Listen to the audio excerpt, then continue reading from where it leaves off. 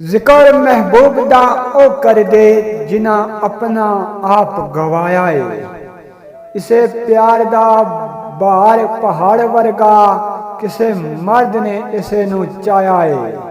कई डुबियां ते कई ठल मोइयां इन्हें किसे नू जहर प्याया है।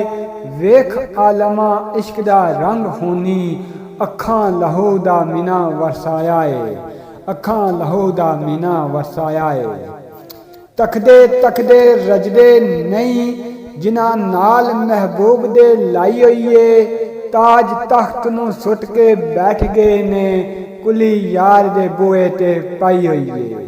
ओ नहीं वेखदे सोनिया दौलतां नू जिना अपनी नजर लुकाई हुई है। असी चख के इश्क दा ज़हर आलमा दोन यार दे अगे नवाई हुई है। दोन यार दे अगे नवाई हुई है।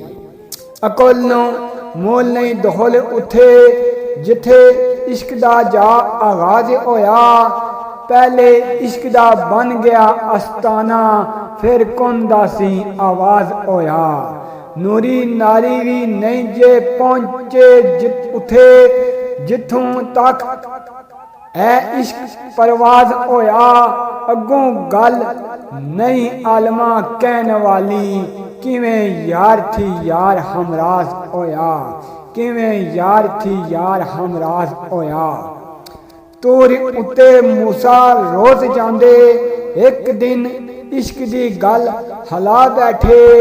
मैनू अपना दे दीदार मौला अगों गल इथों तक वडा बैठे। गल इथों तक वडा बैठे। रबे अरनी कुकादे ला जोड़े लैके दिल विच बड़ा ही चाह बैठे। एक झलक थी सड़ गया तूर आलम मूसा अपनी ओश गवा बैठे। मूसा अपनी ओश गवा बैठे। जिद नहीं आशका नाल चंगी तू नहीं इश्क दा सबक पका सकदा। रूमी वांग शराब भी पीन औखी इश्क किथे भी चम लवा सकदा। हुण अपने दे नाल जो पाले ओ फल उस रुख दा खा सकदा। रंगे इश्क फिर आलमा रंग ऐसा ना ए फिटदा ना कोई ला सकदा। ना ए फिटदा ना कोई ला सकदा।